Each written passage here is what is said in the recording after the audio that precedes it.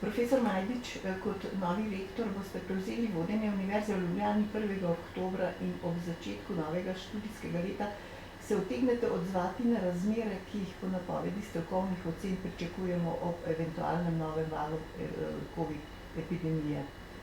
Zdaj, tu ne gre za vprašanje, če bo, kaj bo, kako bo. Bolj ga zanima vaš komentar ob soočanju s posledicami, ki naj bi jih minulo leto pustilo pri študentski populaciji zaradi dolgih mesecev preživljanja študija zgolj na spletu. Na stanje opozarjajo mnoge svetovne avtoritete. Tu naj omenimo samo Georgea Agambena, enega največjih političnih filozofov današnjega časa, ki ga skrbijo posledice ukinjanja možnosti skupinskih diskusij, kar je najpomembnejši del procesu učenja študija. Študentje, ki jim seveda gre za znanje, sami pravijo, da se jim ob obiskovanju predavanj ostri intelekt, širijo pogledi na različna področja socioekonomskih, kulturnih, geografskih okolij in tako naprej. In skupaj s profesorji bi morali premisliti, kaj pomeni ta transformacija univerze in najti način, kako preseči ta tehnološki razkroj in seveda omogočiti rojevanje neke nove kulture. Me zanima, kakšen razmislek vam se odpira ob teh vprašanjih? To je vsekakor izjemno pomembno vprašanje. Univerza se je zelo hitro prilagodila. Ob začetku epidemije smo prešli na delo na daljavo, vendar smo kmalu ugotovili, da to vsekakor ni isto, kot je delo v živo s študenti.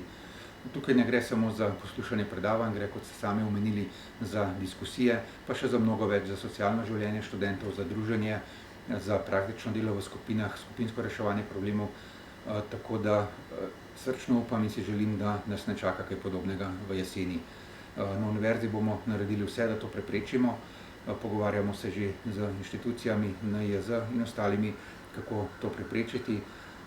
In verjetno bo rešitev v tem, da bomo pač v pogojih PCT, se pravi prebolevniki, cepljeni, testirani, da bomo lahko študijski proces izvajali dejansko v živo, kar je edino smiselno. Dejansko enega takega leta si ne moremo še privoščiti. Tukaj bi želel še enkrat prositi študente, da naj se odzovejo v čim večji meri na cepljenje. Cepljenje je preverjena metoda za zmanjševanje epidemije. Cepljenih je bilo že precej več kot milijarda ljudi po celem svetu, kar dokazuje, da je cepivo varno in uspešno. In sam upam, da bomo dejansko lahko začeli sami tudi z mojo ekipo, čeprav še nismo prevzeli mandata, se trudimo, delamo veliko že na tem, da bomo novo študijsko leto lahko začeli normalno v živo. Boste pregledovali, recimo, ali pa še posebej spodbujali študente, da se cepijo pred študijskim letom? Tako, organizirali bomo tudi predvidoma cepljenja po fakultetah, tako da bi pripeljali mobilna cepilna mesta bliže študentom. Vemo, da marsikdaj je tudi to, da se marsikakšen posameznik ne odloči za cepljenje, zato ker je treba nekam iti na neko drugo lokacijo. To nameravamo narediti že v septembru in potem ponovno v oktobru. Tako da jim pa skušamo čim bolj apelirati na študente, da naj pristopijo k cepljenju. Nenazadnje smo univerza, smo akademska inštitucija, ki mora biti nosilec znanja v družbi, moramo zaupati v znanost in cepljenje na ostalo na podlagi znanosti. No, poglejte, profesor Majdič, po drugi strani pa zgodovinarka doktorica Mateja Ratej na analizi dokumentov svetovne vojne zelo plastično opisuje takratno povojno stanje slovenske družbe, ko pravi takole: kako strašno se je razpasla vsled vojne delovržnost. Togost duha, ki se je lotevala mladeničev, ljubezni do dela ni pospeševala. In družbeni zastoj, ki so bili takrat seveda povzročeni z vojno, pravi Ratejeva, lahko tudi v prihodnjih letih pusti bolj ali manj globoke politične reze, ki bodo vezani na digitalizacijo družbe in s tem seveda povezane modifikacije demokratičnih ureditev. Pripisati pa jih je možno seveda posledicam svetovne zdravstvene krize. In seveda vprašanje, se bomo zdaj že dodobra utrjenimi ukrepi zoper epidemijo srečevali še naslednjih nekaj let. In prav zdajšnja generacija mladih zna to še toliko bolj občutiti. Zdi se, da se o tem malo ali pa skoraj da nič ne govori, ne? Gre pa seveda za širši problem, ki zahteva natančne analize brez nekih pavšalnih sodb. Vi ste v vašem dobro pripravljenem, afirmativno zastavljenem programu tudi napovedali intelektualne javne razprave o odprtih družbenih problemih. Pa sprašujem, če se vam zdi, da bi bilo koristno spregovoriti tudi o teh dilemah? Zagotovo, na univerzi se že pogovarjamo o tem, moramo biti pa še bolj aktivni. Ta izkušnja iz preteklega leta in pol je zagotovo bila zelo travmatična izkušnja za celotno družbo, ki se bo lahko pokazala v prihodnjih letih. Sam pa menim, da če bomo uspeli z ukrepi epidemijo ustaviti, ukrepe imamo, kot rečeno, v obliki cepljenja, da bomo to leto lahko nadoknadili, da bo lahko družba nazaj zaživela, če pa bi to trajalo dejansko še nekaj let, pa bi to zagotovo pustilo globoke reze tudi v družbi sami. No, v tem vprašanju nekako implicitno ostaja vprašanje, da se mladi ljudje, tudi ko so bili pač prisiljeni, živeti v nekih izoliranih sobah, odvadijo nekega dela. A se vam zdi to morda recimo potencialno pomembno vprašanje? Mislim, da je pa ne samo dela, tudi socialnih stikov. Družba temelji na socialnih stikih, ljudje smo socialna bitja in zato izolacija, v katero smo bili pahnjeni zaradi bolezni, ki je bila v začetni fazi zagotovo potrebna, potem pa zdaj pa ni več potrebno, ko imamo orodja za boj proti epidemiji. Taka odmaknjenost zagotovo pušča posledice predvsem na mladih ljudeh. Saj vemo, da se možgani mladih ljudi še izoblikujejo, možgani se izoblikujejo nekje do sredine 20 let, tako da v tem občutljivem obdobju vse take travmatične izkušnje lahko dolgotrajno vplivajo na možgane, kar pa poznam tudi svojega lastnega raziskovalnega dela, pri katerem se ukvarjamo tudi z vplivom stresa v otroštvu na dolgotrajno na razvoj možganov. Ja, to je resnično zelo koristno in pa izzivalno polje vašega raziskovalnega dela. V prejšnjem vprašanju sva se dotaknila tudi širšega polja promocije znanosti. Vaša ideja pa bi lahko obogatila tudi že obstoječi sistem. Kako le tega ocenjujete danes? Zdi se namreč, da je znanost zanimiva za javnost le v določenih vidikih. Pa še takrat se mnogi napajajo z vestmi iz družbenih omrežij, kjer se sklicujejo, da ima vsak pravico do lastnega mnenja in pa izražanje le-tega. Izgleda, kot da ima znanost nekakšen demokratičen narativ resnic in vse enako držijo. Bi tej popačeni optiki pripomoglo pogosteje oglašanje razumnikov z jasnimi argumenti o problemih? Boste vi podpirali taka prizadevanja? Absolutno, to je bilo eno od srednjih vodil mojega programa. Jaz menim, da univerza mora biti del družbe, mora biti nekak svetilnik v družbi, ki s svojim intelektualnim potencialom, ki ga Ljubljanska univerza zagotovo ima kot največja akademska inštitucija v Sloveniji, se mora oglašati o različnih družbenih problemih in podati svoje strokovna mnenja. Seveda smo avtonomni, moramo biti apolitični, vendar pa naš glas mora biti slišan ob različnih strokovnih vprašanjih, ki so pomembna za celotno družbo. Tako da tukaj vsekakor nameravam univerzo veliko bolj aktivirati, kot je bila do sedaj. Aktivni moramo biti tudi na družbenih omrežjih. Vemo, da včasih slišimo tudi mnenja, da se akademska razprava ne sme seliti na družbene omrežja, vendar sam nasprotujem temu, ker ne smemo v družbenih omrežjih prepustiti neznanju slovenščine, raznim teorijam zarote in podobno. In zato je pomembno, da smo tudi na družbenih omrežjih akademsko izobraženo osebje aktivni, da skušamo na ta način tudi vplivati na javno mnenje, da bo spet upoštevalo znanje in znanost. In dobim hkrati neko moč, presoje. Tako, ja. No, prav zato se je v minulih mesecih COVID krize slišalo glasove, da se mora univerza pogosteje oglašati. Predvsem, ko gre za interes študentov, okrepiti tudi razlagalno in pojasnjevalno moč razmer povzročenih s pandemijo. Ima univerza sploh tako močan intelektualni potencial, da lahko spremeni nekatere postavke mentalitete in pa napačnem razumevanju? Mislim, da vsekakor univerza ima ogromen intelektualni potencial. Mi smo izjemno velika in raznolika univerza, pokrivamo praktično vsa področja človeškega udejstvovanja. En tak primer, ki smo ga izvedli že zdaj, je bilo ob referendumu o vodah, kjer nismo se opredeljevali politično, smo pa izdelali za pomočjo kolegov in kolegic z fakultet, ki se ukvarjajo s to problematiko, strokovno mnenje, v katerem smo podali stališče, kaj stroka meni o tem predlogu zakona. Tako da tukaj vsekakor imamo potencial, moramo ga bolj izkoristiti kot do sedaj, tako da moramo postati bolj vidni in slišani v družbi. Profesor Mandič, niste samo univerzitetni profesor, ampak ste tudi znanstvenik, raziskovalec. in rektorstvo prevzemate v času, ko prihaja tudi na evropski ravni do modificiranih pogledov in pa razlag, kako univerze in pa raziskovanje zaobjeti v nekakšni skupni prebojni sistem za reševanje prihodnjih izzivov. No, vendar prednostnih nalog raziskovalnih usmeritev pa naj ne bi oziroma sploh ne smejo določati politiki, ne. Poudarjajo na uglednih evropskih univerzah. Se bo univerza v polni meri vključila v ta prizadevanje, predvsem v okviru nove finančne perspektive Obzorje Evropa?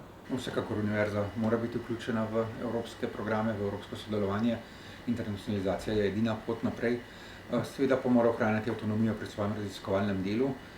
Hkrati pa mora univerza delovati tudi v dobro družbe in se spoprijemati z družbenimi problemi, ki pa vemo, da so danes številni in zelo pereči. Eden od takih je, na katerem po mojem mnenju moramo postati bolj aktivni, so klimatske spremembe, globalno segrevanje, za katerega vemo, da je realen problem. Lahko vidimo, kaj se že danes dogaja po svetu, številne suše, poplave v nekaterih delih sveta in tukaj moramo stopiti v okviru mednarodne mreže skupaj z znanstveniki iz celega sveta, da začnemo iskati realne rešitve za reševanje teh problemov. Niso to edini problemi, da se družbe srečujemo danes z številnimi vprašanji, na katere lahko odgovarjamo v akademskem okolju in tukaj moramo postati bolj aktivni del družbe in se na ta način tudi posvečati tem vprašanjem, tudi z večjim sodelovanjem znotraj univerze, med fakultetami, z povezovanjem družboslovja in naravoslovja. Saj vemo, da je naslavljanje takih družbenih vprašanj zelo interdisciplinarno. Nenazadnje sama bolezen COVID, epidemija bolezni, je pokazala, da to ni samo vprašanje medicinsko, čeprav v prvi vrsti seveda je medicinski problem, ampak rešujemo ga lahko le skupaj za pristopom, ko vključimo tudi družboslovce, tudi humaniste in na ta način potem lažje rešujemo take zapletene probleme. No, paradigma evropskega razvoja se usmerja v center vodilne znanosti za prenos na trg, ne. Tu predsednica komisije von der Leyenova izrecno poudarja, da so Evropejci dobri pri ustvarjanju znanosti, šibki pa pri zaslužkih znanostjo. Zato so poudarjeni načrti Evropske unije za enotni trg za raziskave in za oblikovanje skupnega izobraževalnega območja vse do leta 2025.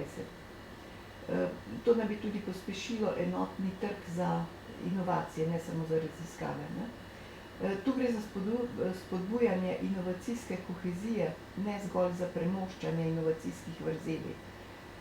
No, seveda se postavlja vprašanje, bo univerza, tudi Univerza v Ljubljani, z razvitim raziskovalnim delom lahko postala integralni del takega sistema? Vsekakor mislim, da ima. Naša univerza ima že zdaj veliko tudi aplikativnih znanj, ki jih se prenaša naprej v gospodarstvo. Je pa tukaj treba povedati, da mene zelo moti to ločevanje na aplikativno usmerjeno znanost in pa bazično znanost. Dejansko so raziskave pokazale, da te ločitve ni. Pred leti je bila narejena ena raziskava, taka manjša v ZDA, kjer so pokazali, da je bilo 50% projektov, ki so bili deklarirani kot aplikativni, dejansko bazičnih in obratno, 50% bazičnih je imelo zelo kmalu neke aplikativne rezultate. Tako da, če želimo imeti novo znanje, ustvarjati novo znanje, potrebujemo res odlično bazično znanost, ki se ukvarja tudi s problemi, ki se morda ta hip zdijo povsem abstraktni, povsem akademski, pa lahko privedejo do nekih tehnoloških rešitev v prihodnosti. Glavni problem, ki ga vidim tukaj v Evropi, to se vsekakor strinjam, tudi s predsednico komisije, da Evropa tukaj zelo zaostaja za nekaterimi drugimi igralci na svetovnem trgu, predvsem so to ZDA in pa v zadnjih letih Kitajska, ki jo dostikrat še vedno podcenjujemo, pa oni tehnološko izjemno napredujejo, da nekako ne znamo prenašati tega znanja, ampak tukaj vidim, da je tudi problem raznih spodbud, kako tako znanje prenesti v prakso. Ustanavljanje novih podjetij težko dobijo v Evropi, v Sloveniji pa sploh še posebej, pa tukaj še dodatno hendikepirana. Imamo zelo malo teh raznih kapitalskih spodbud za vlaganje v take inovacije, v nova podjetja in tukaj pa mislim, da v Evropi zelo šepamo in ta del je treba pa zelo okrepiti. Del te krepitve upam zelo optimistično, da bo tudi novi sklad, ki ga ustanavlja Evropski investicijski sklad skupaj z Slovensko investicijsko banko, ker se mi zdi en tak zelo dober inštrument, ki bo omogočil prenos takšnih raziskav inovacij, ki se razvijajo v akademskem okolju, potem kasneje na trg. Seveda pa to ne sme biti osnovno poslanstvo univerze. Kot javna univerza moramo razvijati znanje, moramo skrbeti za širjenje znanja, to pa mora ostati osnovno poslanstvo naše univerze. No, se zato, ko ste omenili Evropski investicijski sklad, ne, Evropski inštitut za inovacije in tehnologijo je tudi zato povečal prizadevanja inovacijskih zmogljivosti univerz in nudi tudi pomoč postavljanju odnosa z industrijo. Ne. No, in tem prizadevanjem se je pridružil tudi ta Evropski inovacijski svet, ki ste ga omenili, ne. Se pravijo, da je znanje nima meja in članice ne izkoristijo ves svoj potencial, ki ga imajo. Vendar pa obstajajo pomisleki, ker univerze ni mogoče seveda v kratkem času opolnomočiti, se morajo oceniti razmere in pa pripraviti načrte za neke nove kurikule. Jaz tukaj se ne bi strinjal, da univerze niso ravno opolnomočene. Jaz mislim, da je naša univerza zelo opolnomočena, da imamo na številnih fakultetah številne primere dobre prakse, tudi sodelovanja z gospodarstvom, prenosom inovacij v gospodarstvo. Mislim pa, da tukaj manjka dejansko večja aktivnost države, da nam je tehnološki razvoj zelo zamrl v zadnjih letih. Tukaj mislim, da je bila velika napaka to, da se je odločilo, da nima več svojega ministrstva za znanost, visoko šolstvo in tehnologijo, ampak da so se te resorji ločili. Tehnologija se danes izgublja v prevelikem gospodarskem ministrstvu, znanost in visoko šolstvo v prevelikem šolskem ministrstvu. In tukaj bi si sam želel, da bi politika ponovno razmislila o svojem ministrstvu, ki bi urejalo politike na področju znanosti in tehnologije. Imeli smo kar nekaj dobrih programov v preteklosti, kot so mladi raziskovalci iz gospodarstva in še nekaj podobnih, ki jih danes ni več. Tudi razpisi, ki so recimo v okviru pametne specializacije, so bili pogosto omejeni na obstoječo industrijo, niso pa spodbujali novih idej, res inovativnih, prebojnih idej. Tako da tukaj vidim veliko vlogo države, večje kot univerza. Mislim, da univerza ima ogromno potencialov, ki pa so neizkoriščeni tudi zaradi neaktivnosti države na tem področju. Lahko recimo univerza da recimo pa spodbude temu tehnološkemu razvoju strani države, ne? To, ko ste rekli, ne, da je država tu na nek način umanjkala, ne, pri tem razvoju. Jaz vsekakor kot rektor nameravam delovati tako, nameravam se pogovarjati z vsemi, tudi s politiko. Upam pa, da bomo na drugi strani našli sogovornike, ki nas bodo poslušali. Vemo, da je razvoj edina stvar, ki nas lahko pelje v prihodnost, v ohranjanje življenjskega standarda oziroma še dvigovanje življenjskega standarda prebivalcev, in to mora slej ko prej spoznati tudi politika. Ugotoviti mora, da potrebujemo razvojne politike, ki bodo gledale ne skozi eno volilno obdobje, 4 leta ali še manj, ko se prenos vlade menjavajo, ampak moramo imeti razvojne strategije, ki bodo delovale 10-20 let, zastaviti si moramo cilje in vizije in to potem uresničevati na dolgi rok, ne pa samo v roku ene vlade. No, še eno vprašanje, recimo, ki se na nek način veže recimo tudi na prejšnje. Gre za to, da je izziv takih usmeritev tudi odgovorno upravljanje inovacij v programih, kot so ta Horizon Europe, ne. Obenem pa se potrebno tudi zavezati na nek način paradoksa odprtosti, ne. Kajti ustvarjanje inovacij zahteva odprtost, medtem ko komercializacija inovacij zahteva zaščito. Kako razrešiti to dilemo, če jo pogledate recimo z očmi raziskovalca in pa znanstvenika? Tukaj mislim, da ni nekega posebnega vprašanja, pač treba je biti odprt, kot tudi pravi osnovna paradigma te nove odprte znanosti, odprto, kot je le mogoče, zaščiteno, kot je nujno potrebno. Tako da tukaj pač treba najti neko srednjo pot, seveda je treba zaščititi svoje interese, tudi tehnološke, tudi razvojne, hkrati pa biti čim bolj odprt za to, da družba ima nekaj od tega, kar se nenazadnje dogaja z javnim denarjem na univerzah, v akademskih inštitucijah. To se je vprašanje tudi pojavilo zdaj, recimo ob tem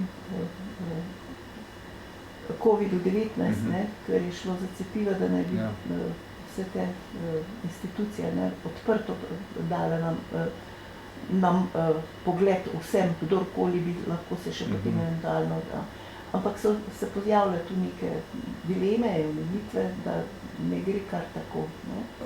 Ja, tukaj načeloma je vse te stvari patentno zaščito, lahko pa države uvedejo, tako Evropska unija kot ZDA imajo inštrumente, da lahko v primeru, ko je neka velika družbena potreba, da lahko patente tudi nekako začasno onemogočijo oziroma jih prepovedo za nekaj, da morajo postati tako znane javno dobro. To je pa pač potem spet stvar politike, kdaj se odloči, da uporabi ta inštrument. Pa seveda odvisno od teme, ki je na razpolago. Z univerz pa prihaja vedno več opozoril, da nikakor ne gre spregledati temeljnih raziskav ki so v bistvu nosilke razvoja, kar je Evropa že ničkolikokrat tudi dokazala, tudi v aktualni epidemiji, ne. Pri tem je zelo glasen začasni vodja IRC-ja, programa Bourguignon, ne, ki se prav tako zavzema za okrepitev temeljnih raziskav. Gre vaš razmislek tudi v tej smeri? Absolutno, kot sem že prej rekel, osnove razvoja in dobrega znanja so temeljne raziskave. Saj vemo, da številne raziskave dejansko ne moremo napovedati, kaj se bo zgodilo z rezultati raziskav čez 5 ali 10 let. Številne raziskave, ki izgledajo morda na začetku popolnoma temeljne, brez neke praktične uporabne vrednosti, se izkažejo, da lahko prinesejo neko novo znanje, ki lahko potem kasneje vodi tudi v tehnološke preboje, in uspešne države v tehnološkem razvoju so samo tiste, ki ogromno vlagajo v temeljno znanost. Tudi Kitajska, ki smo že prej omenili, da izjemno napreduje v zadnjih letih, ogromno vlaga v temeljno znanost, naredili so ogromne inštitute, podpirajo univerze, povlekli so ogromno znanstvenikov uveljavljenih iz ZDA, iz Evrope nazaj na Kitajsko in dejansko preko spodbud temeljnih znanosti potem napredujejo tudi na tehnološkem razvoju. Se sam Bourguignon pravi, da najbolj aplikativna je temeljna znanost, ne? Tako. Mislim, da.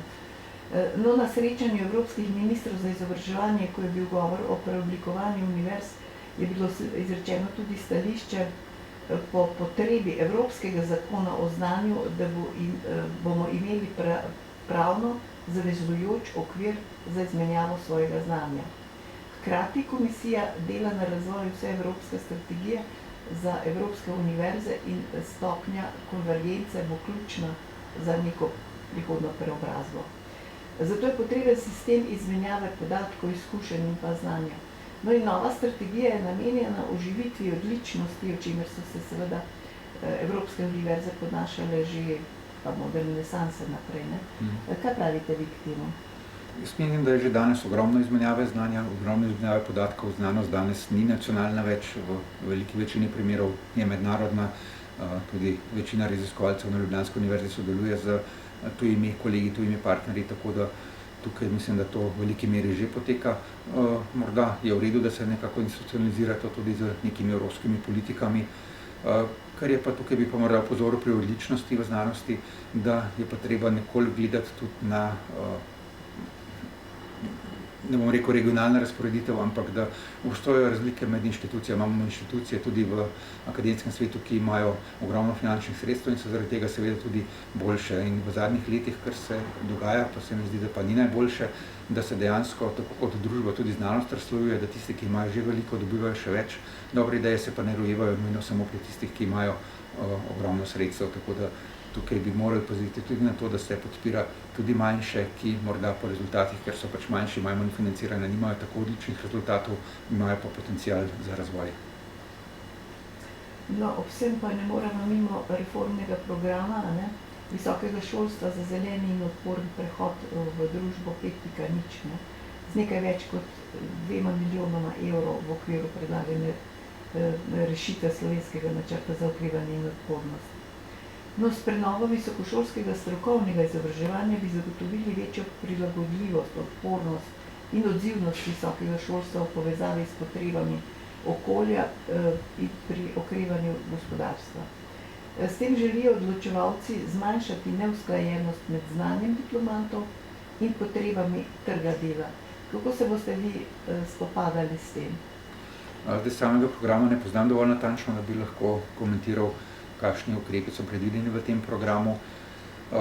Zagotovo se mora tudi univerzitetno izobraževanje prilagajati potrebam trga dela, treba pa je dejansko videti, kakšne so te potrebe. To ni stvar ene hitre analize v parih dneh, ampak je to spet stvar, po mojem mnenju, tiste, kar pregovorila dolgoletne strategije razvoja in vizije, kam želimo pripeljati državo. Na podlagi take strategije in vizije pa lahko potem začnemo razmišljati, kaj bodo tisti kadri prihodnosti. Danes mislim, da je to še posebej problematično, ker vemo, da se družba spreminjajo se številni poklici, stari poklici izginjajo, rojevajo se novi in težko je napovedati, kaj bo potrebno čez 5 ali 10 let. Univerzitetno izobraževanje pa je dolg cikel, ki traja vsaj nekje 4-5 let, tako da je treba tukaj biti zelo previden pri takih načrtovanjih. No, po napovedih bo do leta 2025 polovica vseh delovnih mest zahtevala že visoko izobrazbo. Zato bi moralo imeti visokošolsko izobraževanje bolj vključujoče in pa prožnejše učne pristope. Na vladnih službah bodo zato pripravili pilotne projekte v vrednosti slabih 57 milijonov evrov, ki bodo potekali od leta 2022 do 2025, predvsem na visokošolskih zavodih, katerih cilj je prenova študijskih programov.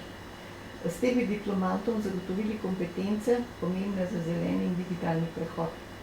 Bi to obogatilo študij visokega šolstva? Ste že o tem kaj razmišljali? Zagotovo, predvsem za zeleni prehod, tukaj moramo ukrepiti svoje aktivnosti, kot sem rekel, ne samo študijske, tudi raziskovalne.